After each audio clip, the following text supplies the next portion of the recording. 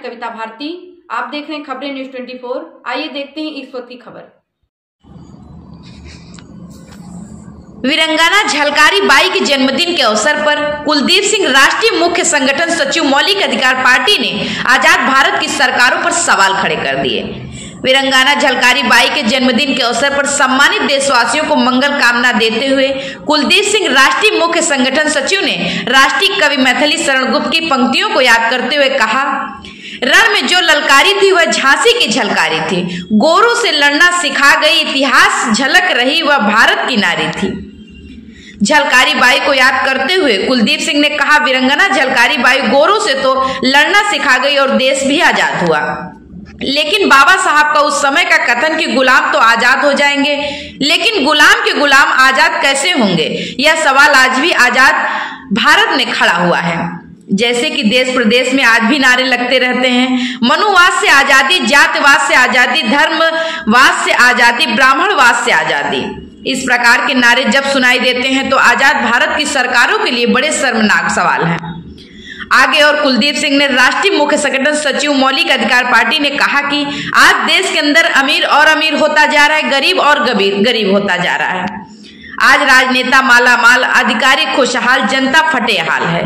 इस प्रकार के गंभीर सवाल आजाद भारत की सरकारों पर खड़े किए। Bureau report, Firozabad, Uttar Pradesh.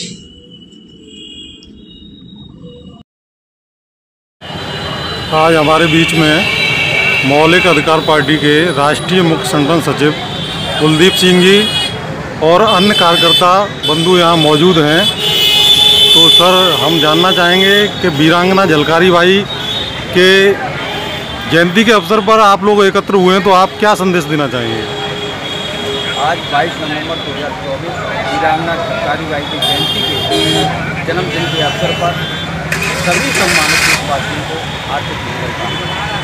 वीरांगना झलकारी बाई का जन्म 1830 22 नवंबर झांसी के जिले गुजरा गांव में गोली बर्बाद में हुआ। वीरांगना झलकारी बाई रानी लक्ष्मीबाई की महिला प्रकोष्ठ की सेनापति थी और वीरांगना झलकारी बाई के सम्मान में 2001 में डाक टिकट भी जारी किया गया।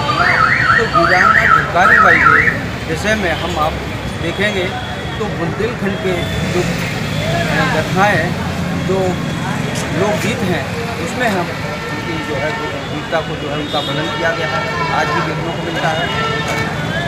और इसके साथ साथ राष्ट्रीय कवि मैथिली शरण गुप्त जो है, उन्होंने कुछ पंक्तियाँ लिखी हैं कि रण में जो ललकारी थी वो झांसी की झलकारी थी, गोरों से लड़ना सिखा गई, गोरों से वो लड़ना सिखा गई है, इतिहास में झलक रही वो भारत की नारी थी, वो भारत की नारी थी।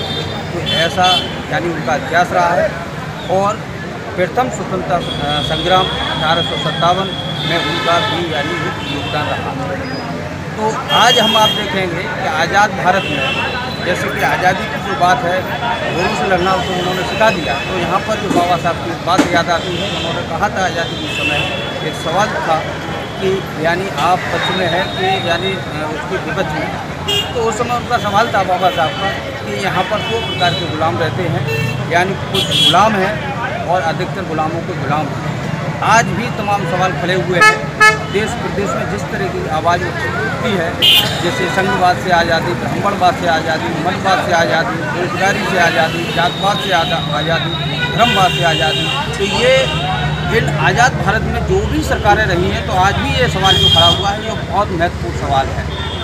और आज हम आप देख रहे हैं कि देश के अंदर जो है अमीर अमीर होता जा रहा है, गरीब गरीब होता जा रहा है। आज राजनेता मालामाल, अधिकारी खुशहाल और जनता फटेहाल है।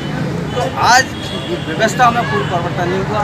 इस प्रकार की जो आज़ादी के आज भी देश और प्रदेश के अंदर जो नारे लगते हैं, ये इन सरकारों के लिए बड़ा शर्मनाक सवाल है।